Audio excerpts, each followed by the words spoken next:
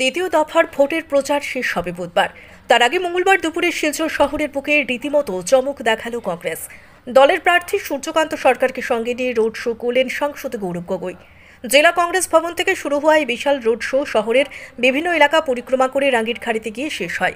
এই রোড শোকে কেন্দ্র করে এদিন কার্যত জনসমুদ্রের রূপ নেয় শহর শিলচর। কংগ্রেসের দাবি 50,000 মানুষ এই রোড শোতে অংশ নিয়েছেন। আমাদের কাছে রয়েছে সাংসদ গৌরব গগৈর বক্তব্য।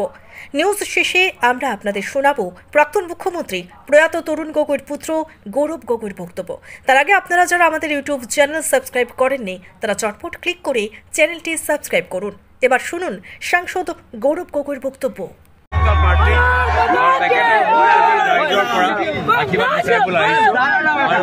বিশাল আমার জনসমৰ্থনে প্ৰমাণ কৰে যে অহা নিৰ্বাচনত তেওঁ জয়টো নিশ্চিত।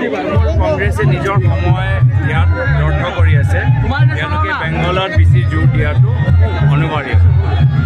আমাৰ তেওঁলোকৰ দাবীত তেওঁলোকে দাবী হৈ থাকক, ৰাইজৰ আশীৰ্বাদ আমাৰ লগত আছে। ৰাইজৰ আজি সমৰ্থন আমাৰ লগত আছে।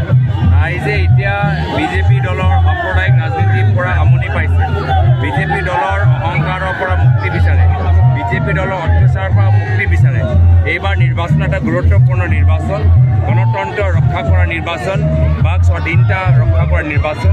এইবাৰ নিৰ্বাচনটো আমি সংবিধানৰ ভিতৰত যে আমাৰ SC মানুহবোৰ যে ৰিজাৰ্ভেশ্যন পাই থাকিব, এয়ালৈ এটা ডাঙৰ সংকট। বিজেপি আহিলে তেওঁলোকে SC মানুহ ৰিজাৰ্ভেশ্যন উঠাই দিব, আৰু সেইকাৰণে আজি আমি SC মানুহ ৰিজাৰ্ভেশ্যন সংৰক্ষণ কৰিবলৈ আজি আমি এই নিৰ্বাচনী যুঁজত নামিছোঁ। আমাৰ দিনে দিনে আমাৰ আসন বাঢ়ি গৈ আছে। গুৰুত্বপূৰ্ণ নিৰ্বাচন।